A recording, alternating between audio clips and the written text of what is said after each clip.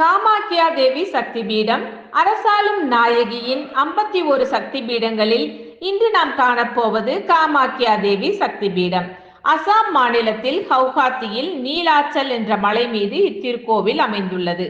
அம்பிகையின் யோனி விழுந்த இடமான காமாக்கியா சக்தி பீடம் கோவில் என்று சொல்ல முடியாத ஒரு குகை வடிவில் உள்ளது. 10 படிக்கட்டுகளில் இறங்கி கீழே சென்றால் மிகவும் இருளாக இருக்கும். மின் விளக்குகள் கிடையாது. குகையின் சுவரை பிடித்து கொண்டுதான் கீழே இறங்க வேண்டும். பாதாளத்தில் கருவறை அமைந்துள்ளது. அங்கே ஒரு அகல் விளக்கு மட்டும் எரியும். அந்த வெளிச்சத்தில் தான் காமாக்கியாக்கு பூஜை நடத்தப்படுகிறது. சிறிய மலை பாறை போன்று ஒரு மேடை, மேரு வடிவம் என்கிறார்கள். இந்த மேடையை சுற்றிலும் தண்ணீர் வளமாக ஓடிக்கொண்டு இருக்கிறது.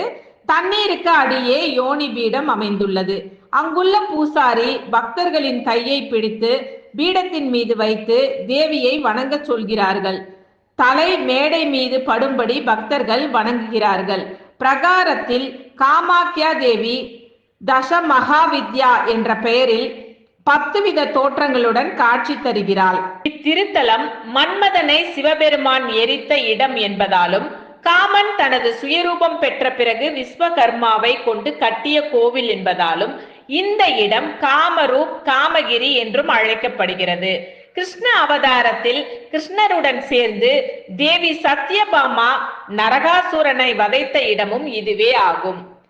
அம்பிகை காமாக்கியா தன்னை நாடி வரும் பக்தர்களின் திருமண தடை, குழந்தை பாக்கியம், கல்வியில் சிறந்து விளங்க, பிரிந்த தம்பதியினர் ஒன்று சேர என்று பக்தர்களின் வேண்டுதலுக்கு ஏற்ப அருள் பாலிக்கின்றாள். பிரம்மபுத்திரா நதியின் நடுவில் உள்ள காமாக்கியா தேவி மற்றும் உமானந்த பைரவர் வழிபாடு பக்தி மற்றும் தந்திர வழிபாட்டில் மிக முக்கியமானது.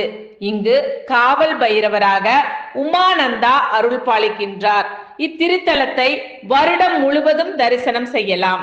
இது போன்ற அற்புதமான பல ஆன்மீக தகவல்களை நீங்கள் தெரிந்து கொள்வதற்கு மறக்காம நம்ம மக்கள் நாட்காட்டி யூடியூப் சேனலை சப்ஸ்கிரைப் பண்ணுங்க அன்பர்களே.